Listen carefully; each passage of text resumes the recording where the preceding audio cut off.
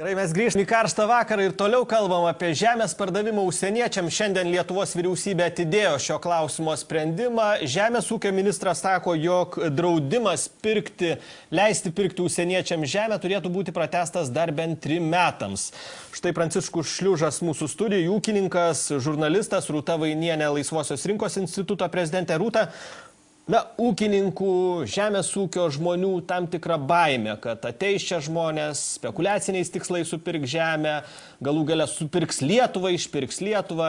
Kaip jūs juos vertinate tuos argumentus? Aš vertinu kaip žmonių gąsdinimus, tikrai nepagristų žmonių gąsdinimus ir man tikrai gaila tų žmonių, kad jie juos įvelia į tokį, tiesiai šviesiai pasakykime, melą ir manipuliavimą jais. Matyt, kažkas iš tikrųjų turi tam tikrų ketinimų. Kaip Rūta Skyrienė sakė, aš nežinau to. Iš tikrųjų, permainos gyvenime, kuomet keičiasi tvarka, buvo negalima parduoti, būtų galima parduoti. Kai kam šitas pasikeitimas išeitų į naudą, būtent tiems, kurie norėtų parduoti, nes atsiradus konkurencijai padidėtų žemės kaina. Ir tie, kurie norėtų parduoti, galėtų tai padaryti brangiau. Tie, kurie norėtų išnuomoti, gali tai padaryti brangiau.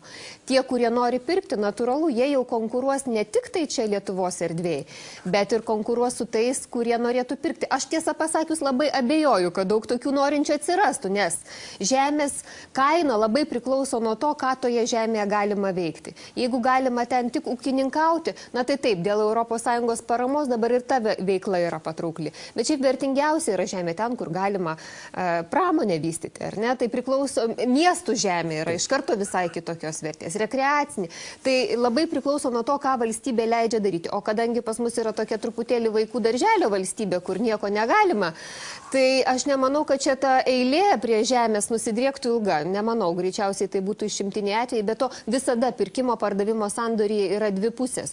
Kas iš privačių nenori parduoti, nori turėti tą žemę ir ją dirbti, tai nieks gi neverčia. Bet jūs laikotės nuomonės, kad tai yra naudinga Lietuvos ūkininkui, pirmiausia Lietuvos valstybei, liberalų sąjūdis sako, darbo vietos naujos, investicijos naujos. Konkurencija visada yra naudinga. Tai yra patrauklumas. Galiu pasakyti. Konkurencijos čia jokios negali būti ir nėra. Ir čia pavadinkim tai labai baisiais klėdesiais. Aš pradėsiu nuo to, kad ūkininkai šiuo metu iki šiol dar negali nusipirkti, net nusipirkti žemės negali. Todėl, kad kai kurie išdavikai tėvynės, aš kadangi traktuoju žemės pardavimą užsieniečiam kaip tėvynės išdavystę. Kodėl tai baisiai? Todėl, kad dar kartą pakartoju, jeigu jūs parduodate tas vietas ir parduosite jau parduota tos vietos, kuriuose dalis ir jūsų augo, gimė ten, jūs parduodat buvusias sodybvietės, jūs jas užmiršote be abejo. Jūs parduodat protėvių kapus netgi, nes kiekviena žemės mūsų pėda sulaistyta lietuvių krauju. Anksčiau ar vėliau. Pasirinkimo laisvė žmogaus. Palaukit, mėlyje, ne jūs pasirinkote šią žemę. Aš ne ponas, aš valstietis. Aš nepirksiu žemės, man gana. Man užtenka, tarkime, 3-4 hektarų žemės. Lietuvos žemės 2 hektarai vienam žmogui teikia visišką komfortą. Nereikia nieko. Štai paimk, prisikirsk malkų, pasidaryk duonos, išsikask molio, pasistatysi trobą. Tu nieko tau nereikia, tu gali pramisti visiškai 2 hektaruose, absoliučiam komforte gyventi. Bet gaila, kad žmonės nebesitenkina tik tai tokiu minimumu. Žmonės nuėjo gobšumo kryptimi, žmonės gobšus pasidarė. Tai čia yra amžiaus problema. O šiuo metu, kadangi žemę reiktų deramai naudoti, todėl mes daug ko nebemokame deramai naudoti jau, tai čia yra problema truputį. Bet šiaip aš grįžtu prie to, kad net norintiems gauti žemės, pirkti, neparduoda. Šitie labai nevykę pareigūnai nustatė tokią tvarką, kad pavyzdžiui ūkininkas žemę pirkti gali paskutinė eiliai. Tik paskutinė eiliai. Mano kaimynas turi 14 hektarų, jis mielai dirbtų, šeimos ūkį kurtų 50 hektarų. Neparduoda. Nes, žinot, ką padarė tokie entuziastai kaip jūs? Jau rezervavo aplinkui plotus, kurie bus parduoti užsieniečiam. Šalia manęs 800 hektarų jau supirkta. Pakartoju. Neturi reikmės valstybinė, nevalstybinė, Lietuvos žemės. 800 hektarų įteisinta privačios firmos nuosavybėn, kuri gauna sumautas eurus iš Vokietijos ir štai tik paleisk šitą mašiną ir mūsų seniūninėje jau apie 2000 hektarų yra įteisinta užsieniečių vardu. Ką jūs sakot, tai realiai, tas ir dabar vyksta. Užsieniečiai per įmonės, tretinius asmenis gali įsigyti žemės ir vystyti savo veiklą. Tai ar yra tada problema? Jau problema yra seniai. Problema seniai. Tragedija prasidėjo prieš gerų 12 metų, kaip toks dabar vadinamas prezidentų Valdas Adamkas Vokietijoje vienam simpoziume pasakė, kad reikia daryti viską, kad Lietuvos žemę būtų galima parduoti užsieniečiam. Nuo tada prasidėjo šita pekla. O įstojimas į Europos Sąjungą galutinai įteisino šį baisiausią išdavystę. Ponas Pranciškus. Aš ne ponas, prašome manęs neižinėti, draugė Rūta. Aš ne ponas. Gerai, kalbėkime. Jūs truputėlį susipainiot. Tai jums tarybinė santvarka buvo nepriimtina, bet jūs ginate pagrindinį jos atributą, tai yra draudimą parduoti, iš vis turėti privačioj nuosavybėj žemę.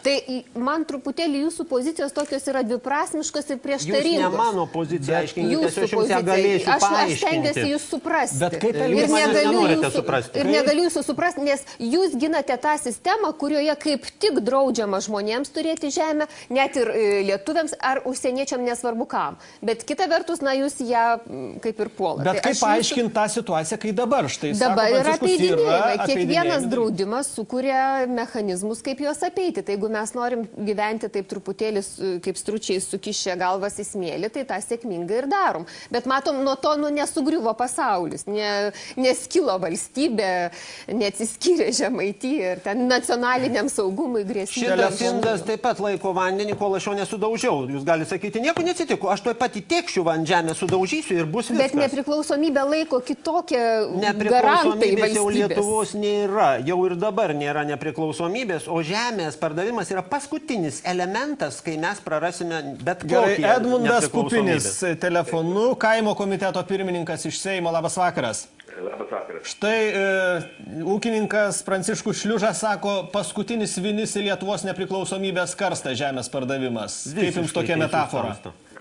Na, gal negalima sakyti, kad tai vinis, nes iš tiesų nemažai ūkininkų turi žemės, ūkininkauja sėkmingai, bet savame suprantama, girdėdamas laidą, aš galiu pasakyti, kad tai yra, kovoja dvi tokios liberali ir neliberali nuostata, tai savame suprantama.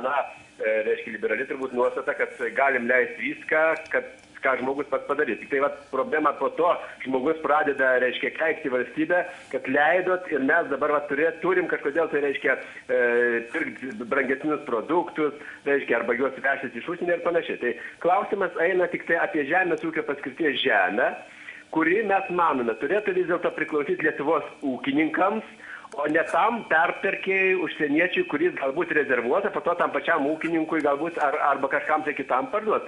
Tai esmė yra tai, ar mes norime, kad Lietuva valgytų savo žemės ūkio produkciją ir kad jinai tą produkciją gamintų ir eksportuotų. Tai yra, mes turbūt rodėm, kad žemės ūkis yra labai, reiškia, patikima verslo šaka, kuri duoda ypatingai sunkiais laikotarpiais tam tikrą pridedamą vertę, kuri pakankamai yra stabili.